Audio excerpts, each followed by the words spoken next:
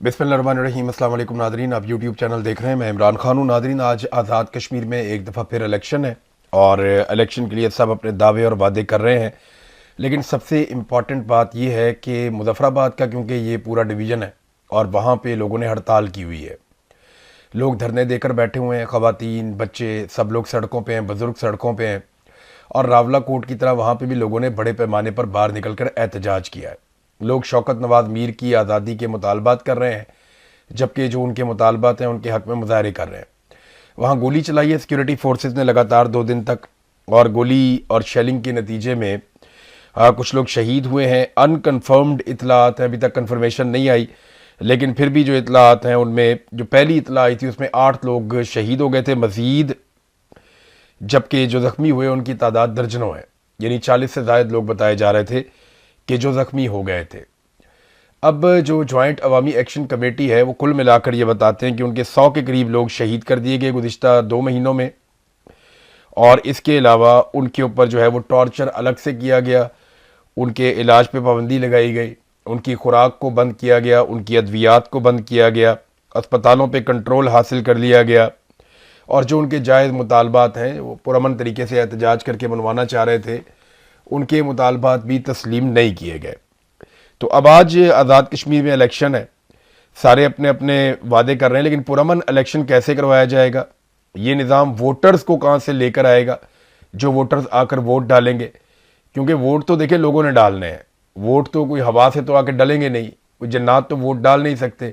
हाँ, ये ज़रूर है कि वो जन्नात से फार्म 47 जारी करवा देते हैं और जाली फार्म 47 के ऊपर अपने उम्मीदवार को जितवा देते हैं, लेकिन जो रियल वोट हैं या वोटर्स हैं उनकी कितारें हैं, लोगों का जो जोशो खरोश है वो कैसे बताएंगे। मुजफ्फराबाद में मुझे ऐसा लगता है कि मीडिया की रिपोर्टिंग शायद मीरपुर डिवीज़न से ज़्यादा बेहतर होगी। हालात काफ़ी पतले हैं पॉलिटिकल पार्टीज़ के। बिलावल ने बहुत सारे झूठे वादे किए और अभी एक नया लोगों को ट्रक की बत्ती है। पिछले जो इलेक्शन का मरहला था उसमें पीपल्स पार्टी को बदतरीन शिकस्त हुई है, लेकिन इलेक्शन से बिल्कुल पहले बिलावल ने कुछ लोगों को आसरे दिए थे, कुछ झूठे वादे दावे किए थे। अब दोबारा से उन्हीं वादों और दावों को दोहराया कि कश्मीर के अवाम की मुश्किलात फौरी ख़त्म होनी चाहिए, इंटरनेट और बैंकिंग बहाल होनी चाहिए। ये काम तो उसकी हुकूमत है, बिलावल की करता क्यों नहीं है। खाना और अद्वियात और ज़रूरी सामान उन तक पहुंचना चाहिए तो बिलावल की गवर्नमेंट है, बिलावल ये क्यों नहीं करता। तालीम, कारोबार, रोज़गार दोबारा मामूल पर आना चाहिए तो बिलावल क्यों नहीं करता। क्यों बिलावल ने वहाँ पे बहुत बड़े पैमाने पे सिक्योरिटी फोर्सेस बुलाकर ऑपरेशन शुरू करवाया हुआ है। क्यों बिलावल ने जॉइंट अवामी एक्शन कमेटी को कलदम करार दिलवाया। क्यों बिलावल ने और उसकी जमात ने जो है इनके रहनुमाओं के सरों के ऊपर इनाम रख दिया। क्यों बिलावल और उसकी जमात ने जो है वो इतना घिनौना ऑपरेशन भी किया, और ये सारी ये हरकतें तो इनकी अपनी हुकूमत कर रही है और वफाकी हुकूमत इनका साथ दे रही है। आज़ाद कश्मीर असम्बली सच और मफामत के कमीशन के क़याम के हवाले से करारदाद मंजूर कर चुकी है। तो ये बिलावल ने कहा जी हम मफामत करना चाहते हैं, सच्चाई सामने लाना चाहते हैं, हम कमीशन बनाना चाहते हैं, लेकिन साथ ही साथ वो लाशें भी गिराते चले जा रहे हैं। अब उसने कहा जी कि एहतजाज और कार्रवाई का सिलसिला फ़ौरन मुअत्तल हो, ट्रुथ एंड रिकन्सिलियेशन कमीशन से कुछ भी नहीं छुपाया जाएगा, हर मुतासरा ख़ानदान को इंसाफ मिलेगा और यही कश्मीर में अमन का रास्ता है। अगर आप सब इत्तफाक करते हैं 2 अगस्त को, यानी आज के दिन में तीर पर मोहर लगाएं, ये बिलावल ने स्टेटमेंट जारी कर दिया। यानी सिर्फ वोट चाहिए और कुछ नहीं चाहिए इसे, तो वोट के लिए बिलावल का ये स्टेटमेंट है जो मैंने आपके सामने रख दिया। डीजी आईएसपीआर ने कश्मीर के बारे में जो बातें की थी, अब कश्मीरी रहनुमाओं की जानिब से उसके ऊपर जवाब आ रहे हैं। जॉइंट अवामी एक्शन कमेटी के उमर नज़ीर कश्मीरी ने कुछ चीज़ों पे जवाब दिया। एक तो उन्होंने कहा जी अक़वाम मुत्तहिदा की करारदाद का जो डीजी आईएसपीआर ने हवाला दिया, हम उसकी तारीफ़ करते हैं और उसे खुशाइन करार देते हैं कि अक़वाम मुत्तहिदा की करारदादों के मुताबिक ही जम्मू कश्मीर का मसला पूरा हल किया जाए।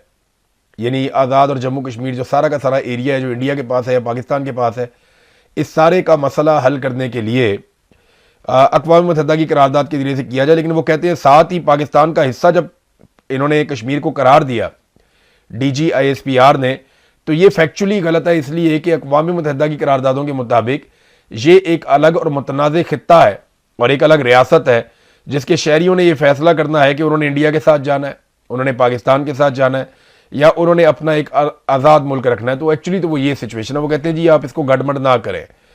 और फिर उन्होंने ये भी कहा कि जो 5 अगस्त 2019 को भारत ने बदतरीन हालात पैदा किए थे मकबूजा कश्मीर में, गुज़िश्ता 2 माह से आज़ाद कश्मीर में जो हालात पैदा किए गए वो भारत के पैदा करदा हालात से भी ज़्यादा बदतर है। आप कहते हैं जी कि लाडला बच्चा है आज़ाद कश्मीर। उन्होंने कहा जी आज़ाद कश्मीर एक अलग रियासत है, हमारा कोई बाप नहीं है, तो हम किसी के लाडले बच्चे नहीं हैं।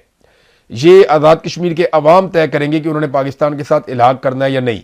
अगर वो ये इल्हाक करते हैं तो हमें उसमें बड़ी खुशी होगी, हम अवाम की खुशी में खुश रहेंगे। फिर नाज़रीन किसी को इसके ऊपर बात भी नहीं करने देते। DGISPR जो है उन्होंने अपनी प्रेस ब्रीफिंग तो दे दी, लेकिन पाकिस्तान के मीडिया को बाउंड भी कर दिया जाता है, मीडिया बेचारा बात ही नहीं कर सकता। अब तलत हुसैन जदा साहब ये हमेशा से जर्नैलों के बड़ा करीब रहा, एस्टेब्लिशमेंट के। ये परवेज़ मुशर्रफ के दौर में भी बड़ी अच्छी अच्छी जगहों पे रहा और हर दौर में ये जर्नैलों के या एस्टेब्लिशमेंट की गुड बुक के अंदर रहा। तलत हुसैन जब भी ज़्यादा ताल्लुकात जो तलत हुसैन ने बनाए अपनी लाइफ में वो जर्नैलों के साथ बनाए, और फिर जर्नैलों की फेवरेट जमात PMLN के साथ भी तलत हुसैन ने अच्छे ताल्लुकात बनाए। इमरान खान का ये हमेशा से बुग़्ज़ में मुब्तला रहा और हमेशा से इमरान खान का दुश्मन रहा। तो हमेशा जब भी ऐसा लगता था कि एस्टेब्लिशमेंट और नून लीग की लड़ाई होती है तो तलत हुसैन के लिए थोड़ी मुश्किल पैदा हो जाती थी और वो कोशिश करता था कि इन दोनों के बीच में सुलह हो जाए। तो तलत हुसैन के जो अल्फाज हैं जो उसने प्रोग्राम किया, मैं हैरान हो गया था कि वो गिनकर बता रहा है कि DGISPR ने जो प्रेस कॉन्फ्रेंस की है उसमें 20,500 अल्फाज कह रहा था कि इस्तेमाल किए हैं। आप अंदाज़ा करें कि अब असल मुद्दे पे बात नहीं करते, साहब ही बात कर ही नहीं सकते, डर लगता है बोलते हुए। साहब बहादुर नाराज़ हो जाते हैं और घर से उठा लेते हैं, टॉर्चर भी करते हैं, फैमिली को भी नुकसान होता है, कारोबार बंद कर देते हैं। आपके घर में कोई और कोई काम नहीं कर सकता, चाहे आपके घर में कोई बहुत अच्छा खिलाड़ी भी हो वो भी नहीं खेल सकेगा, चाहे वो किसी भी मैदान का हो। तो ये तो फिर आपको बर्दाश्त करना पड़ता है। तो जब आपका बहुत बड़ा सहाफ़ती नाम हो और आपकी औकात ये रह जाए कि अब आप आर्टिफिशियल इंटेलिजेंस के ज़रिए से अल्फाज गिनेंगे कि जनाब आर्टिफिशियल इंटेलिजेंस को हमने कह दिया, वो हमें बताएगी कि DGISPR की जो पूरी प्रेस ब्रीफिंग है उसमें टोटल कितने अल्फाज इस्तेमाल हुए, तो जनाब पता चला 20,500 से ज़ायद लगभग 21,000 के करीब अल्फाज इस्तेमाल हुए। इतने घंटे इतने मिनट तक ये प्रेस कॉन्फ्रेंस चलती रही, इसमें 18 के करीब टॉपिक्स जो हैं वो छोटे और बड़े वो डिस्कस हुए, लेकिन जो डिस्कस हुआ उसके कंटेंट पे जो सख्त सवालात हैं वो सवालात नहीं उठाए जाएंगे। यानी टाइम ज़ाया करना है अपना ऑन एयर का, तो वो इन चीज़ों में कर देते हैं। ये बड़े घाघ लोग हैं, उस्ताद लोग हैं, पुराने लोग हैं, इन्हें पता है कि टाइम कैसे ज़ाया करना है। और ये एस्टेब्लिशमेंट से बिगाड़ के सर्वाइव ही नहीं कर सकते। हर दौर में ये एस्टेब्लिशमेंट के मरहूने मिन्नत भी रहे हैं, उनकी गुड बुक्स में भी रहे हैं और अपने आप को सहाफ़ी साबित करने में भी कामयाब होते रहे हैं। नाज़रीन, एस्टेब्लिशमेंट को ऐसा लगता है अभी भी एक चीज़ की गलत फहमी है।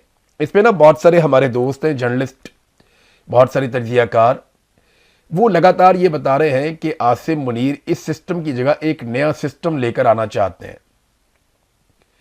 अब मिलिट्री एस्टेब्लिशमेंट इस गलत फहमी का शिकार है कि हम तो बड़े मकबूल हैं, लेकिन ये जो पॉलिटिकल पार्टीज जिनका हमने साथ दिया इनकी वजह से हम गैर मकबूल हो गए। ये वक्त चला गया। ये 2022 की बात है जब मिलिट्री एस्टेब्लिशमेंट ने यह फैसला किया कि वो नवाज शरीफ को और जरदारी को सपोर्ट करेंगे। तो उस वक्त पाकिस्तानी मिलिट्री एस्टेब्लिशमेंट के या जर्नैलों के इसलिए खिलाफ हो गए कि यार आप ऐसे नालायकों को, नकम्मों को और चोरों और डाकुओं को आप सपोर्ट करने जा रहे हैं। तो क्योंकि आप इनको सपोर्ट करने जा रहे हैं इसलिए लोग इनसे नाराज हो गए और इनकी मकबूलियत में काफी कमी आई। लेकिन अब पुलों के नीचे से बहुत पानी निकल गया। अब लोग ये समझते हैं कि नवाज शरीफ और जरदारी इतने बड़े कसूरवार नहीं है जितनी बड़ी कसूरवार पाकिस्तान की मिलिट्री एस्टेब्लिशमेंट या ये जर्नैल जिनके कंट्रोल में सारा निज़ाम है, जितने बड़े जिम्मेदार ये हैं हर खराबी के। अब पाकिस्तानियों की सोच बदल गई है, लेकिन मिलिट्री एस्टेब्लिशमेंट को ये लगता है क्योंकि हमने इंडिया से लड़ाई जीती है, हम कोई ना कोई गेम डाल देंगे तो पब्लिक हमें माफ़ कर देगी। ये सियासतदानों की वजह से हम गंदे हो रहे हैं। अब देखें ना, जब आपके आसपास से खुशामदी होते हैं ना तो वो आपको ऐसी बातें बताते हैं, फिर आपको लगता है कि शायद आप बड़े मकबूल हैं, ये तो सियासतदानों ने आपको गंदा किया हुआ है। ऐसा होता है, इस तरह की गलतफहमियां हो जाती हैं और हमारी एस्टेब्लिशमेंट को अभी भी ये गलतफहमी है। उन्हें लगता है कि वो खुद आ जाएंगे या कोई और निज़ाम ले आएंगे तो लोग कबूल कर लेंगे। वैसे भी लोगों की इनको कोई ज़्यादा परवाह है नहीं। तो मोहसिन नकवी ने जो ताजरों को पैगाम दिया, मोहसिन नकवी के ज़रिए से एक्चुअली वो पैगाम आसिम मुनीर साहब का ही था, वो जो दिया गया ताजरों को, तो उन्होंने अपनी इंटेंट शो की है। उसके बाद नवाज शरीफ ने, शहबाज शरीफ ने, इसाक डार ने, मरियम नवाज ने और दो चार लोग हैं इनके अपने किचन कैबिनेट के, इन्होंने बैठ के एक मीटिंग भी की है, उसके बारे में भी खबर आई है। जबकि राना सनाउल्लाह और ख्वाजा आसिफ ये दो बहुत करीबी लोग हैं नवाज शरीफ के, शहबाज शरीफ के। इन्होंने बाकायदा मोहसिन नकवी को चैलेंज भी किया, उसके खिलाफ स्टेटमेंट दिया। राणा सनाउल्लाह ने ताना देते हुए कहा कि जिस निज़ाम के तुम खिलाफ बात कर रहे हो उसी निज़ाम में आपने 30 साल का सफ़र 3.5 साल में तय कर लिया। जबकि ख्वाजा आसिफ ने कहा कि नेशनल एक्शन प्लान की बात DGISPR ने की तो उसका तो एक पॉइंट सिर्फ फौज ने पूरा करना था और बाकी 12 पॉइंट तो वजारत दाखिला के अंडर थे। तो आपने उन 12 नुकात के ऊपर कुछ नहीं किया, तो आपकी बैड गवर्नेंस तो आपकी है कि वजारत दाखिला ने अपना काम नहीं किया और मोहसिन नकवी साहब अपना काम करें। उनके ऊपर तनकीद हो रही है। पीपल्स पार्टी ने तो बाकायदा मुतालबा कर दिया कि मोहसिन नकवी इस्तीफा दे और बड़ी सख्त तकारीर मोहसिन नकवी के खिलाफ की। अब देखना यह है कि PMLN कब खुलकर सामने आती है। लेकिन ये खबरें मार्केट में चलाई जा रही हैं कि कोई टेक्नोक्रेट हुकूमत ये लेकर आ जाएंगे या कोई कौमी हुकूमत बनाने की ये कोशिश करेंगे या कोई सदारती निज़ाम ये लेकर आना चाहते हैं। मोहसिन नकवी का नाम लिया जा रहा है, शायद वज़ीर आज़म इसको बना दिया जाए। तो ये कुछ ना कुछ इस तरह का मंसूर अवान जो अटारनी जनरल है उसका भी कोई नाम ले रहा। देखिए बात यह है कि आप निज़ाम जो मर्जी लें, लोग नवाज शरीफ और जरदारी से बड़ा कसूरवार फील्ड मार्शल आसिम मुनीर को मानते हैं। मैंने एक सर्वे करवाया ना, मैंने लोगों से पूछा कि आप ये बताएं कि मौजूदा खराबियों का जिम्मेदार कौन है, बड़ा जिम्मेदार कौन है, नवाज शरीफ, जरदारी या फील्ड मार्शल। तो लोगों ने जो पहला 1-1.5 घंटे का सर्वे था उसमें वन साइडेड जा रहा था, पूरा का पूरा सर्वे वन साइडेड जा रहा था। 95% से ज्यादा लोग वो खड़े हुए थे आसिम मुनीर साहब के खिलाफ और नवाज शरीफ और जरदारी के साथ। लेकिन फिर एकदम मिलिट्री एस्टेब्लिशमेंट इसके अंदर पड़ती है और एकदम बहुत सारे वोट पड़ते हैं और एक ही तरफ के वोट पड़ते हैं। ये वो वोट हैं जो मैंने आपको बताया कि बहुत सारे बेचारे मासूम सिपाही, बेचारे मासूम लोग, कमज़ोर लोग जिनका पॉलिसी बनाने में कोई किरदार नहीं है, उनके अकाउंट्स बनवाए गए थे और उन्हें जब ऑर्डर दिया जाता है तो वो एक साथ शुरू हो जाते हैं बेचारे। तो इन्होंने फिर बॉट शॉट लगा के कोशिश करके इन्होंने उसको मैनेज करके थोड़ा बहुत फेस सेविंग लेने की कोशिश की है। तो वो अब इस बात के ऊपर बज़िद है कि नहीं, हमें लोग प्यार करते हैं, असल में इन सियासतदानों की वजह से लोग हमसे नफरत करते हैं। ऐसा नहीं है। नवाज शरीफ ने या शहबाज शरीफ ने या आसिफ जरदारी ने खड़े होकर डी चौक में गोली नहीं चलाई थी, ना उन्होंने गोली चलाने का ऑर्डर दिया था, ना वो ये बात मानते हैं। गो कि उनके ऊपर FIR करवाने की कोशिश की गई। ये पाकिस्तान की मिलिट्री एस्टेब्लिशमेंट का कारनामा है। इमरान खान साहब के साथ जो कुछ भी हुआ उन्होंने कभी नहीं कहा मेरे साथ ये नवाज शरीफ ने किया या जरदारी ने किया। वो हमेशा कहते हैं ये मेरे साथ फील्ड मार्शल आसिम मुनीर ने किया, मेरी बीवी के साथ जो जुल्म हुआ वो सब कुछ फील्ड मार्शल आसिम मुनीर ने किया। और वो ये भी कहते हैं कि अगर मुझे कुछ हो गया तो बदला फील्ड मार्शल आसिम मुनीर से लेना है क्योंकि ये जिम्मेदार होंगे। ये इमरान खान साहब भी कहते हैं, ये बेशुमार और लोग कहते हैं। ये गलत फहमी जो है ना, ये कोई नया तजुर्बा करेंगे तो इनकी दूर होगी। और मुझे भी ऐसा लगता है, बहुत सारे और लोगों को भी ऐसा लगता है कि शायद आने वाले दिनों में ये कोई नया तजुर्बा कर बैठेंगे, क्योंकि ये 2-3 साल के बाद ना इनकी तबीयत खराब होना शुरू हो जाती है। ये हर 3 साल 4 साल के बाद एक नया तजुर्बा करना चाहते हैं और अब दोबारा से वो इसी तरह का कोई नया तजुर्बा करने जा रहे हैं। नाजरीन, इमरान खान साहब की सेहत के हवाले से मुराद सईद साहब ने अब एक स्टेटमेंट दिया। वो स्टेटमेंट मैं पहले आपके सामने रख देता हूँ। ये स्टेटमेंट आप देख लें। इससे पहले कि मैं स्टेटमेंट खोलूँ, एक खबर आपको मैं और दे देता हूँ कि बड़े पैमाने पे कश्मीरियों को इस्लामाबाद से गिरफ्तार किया जा रहा है। इस्लामाबाद पुलिस को ये ऑर्डर मिल गए थे और चंद सहाफ़ियों को ये इन्फॉर्मेशन मिली और सहाफ़ियों के जो ग्रुप्स हैं उनमें ये बातें फैला दी गई कि जिस सहाफ़ी ने भी कश्मीरियों के एहतजाज को कवर किया है वो फौरी तौर पे गायब हो जाए, क्योंकि अब उनके ऊपर क्रैकडाउन होने वाला है। रज़ी ताहिर साहब को मौका नहीं मिला, उनके दफ्तर के ऊपर छापा मारा, बड़ी बदतमीज़ी की, तोड़ फोड़ की, सामान उठा लिया, रज़ी ताहिर को उठाकर ले गए। उनके साथ और लोग थे, उन्हें भी जबरी तौर पर वहाँ पर उठाकर ले गए, गिरफ्तार कर लिया। इसी तरह जो है सेनेटर मुश्ताक साहब के साथ भी यही सारा कुछ किया गया।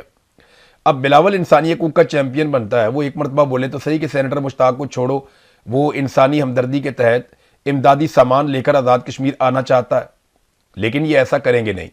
ये आज के इलेक्शन में वोट हासिल करने की कोशिश करेंगे और कल से दोबारा इनके पास डंडे वाली जमहूरियत और ब्रूट मेजॉरिटी आ जाएगी।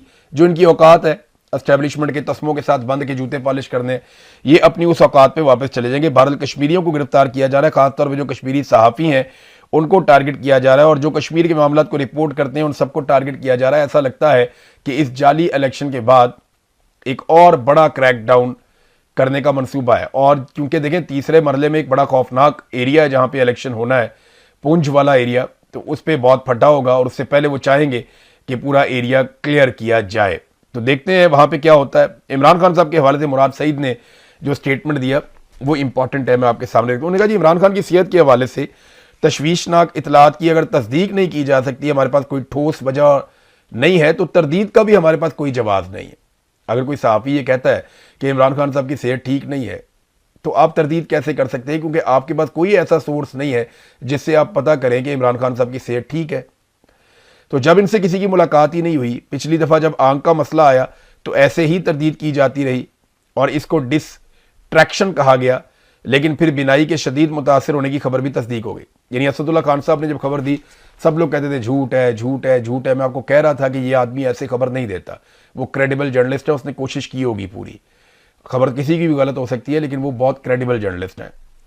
तो वो खबर असदुल्ला खान साहब की बाद में ठीक साबित हुई। पहले भी लोग कह रहे थे डिस्ट्रैक्शन है, आपकी तवज्जो उठा रहे हैं। वो कहते जब मुलाकात ही नहीं हुई तो काबिल एतमाद मुआलिजीन तक रसाई ही मुयसर नहीं है, तो तरदीद, झूठ और प्रोपेगेंडा करार देने की बजाय क्यों ना तमाम तर क़यादत इमरान खान को ज़ाती डॉक्टर की मौजूदगी में अस्पताल मुंतकिल करने के लिए हर फोरम का इस्तेमाल करें।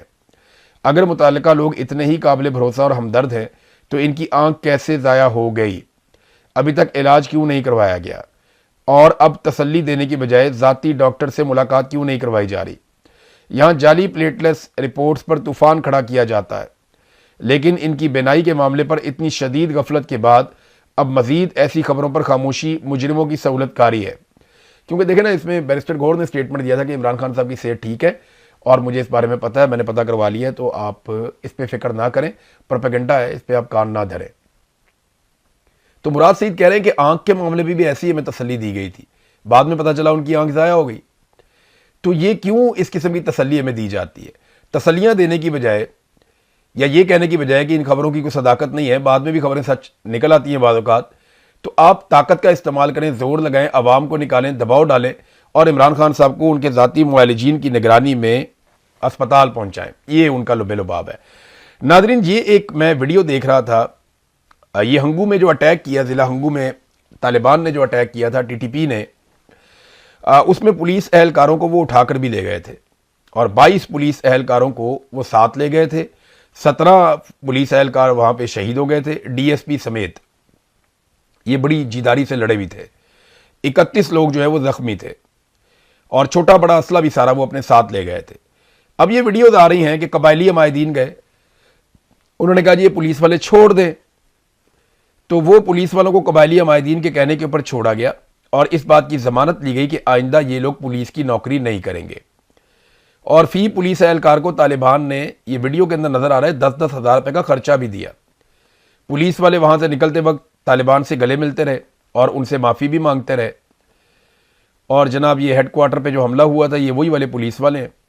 तालिबान ने अपने मौक़िफ़ में बताया कि ये काविश इस बदले का तसलसल था कि ज़िला टांक में हमले के बाद हमारे मुजाहिदीन की बेहुरमती की गई, उनकी लाशों को जलाकर चौराहे में अवाम के लिए रखा गया था, तो ये हमने उसका बदला लिया था। ये टीटीपी ने मौक़िफ़ दिया और उमर पश्तीन ने ये जनाब वीडियो और इसके ऊपर ये सारी खबर जारी की है।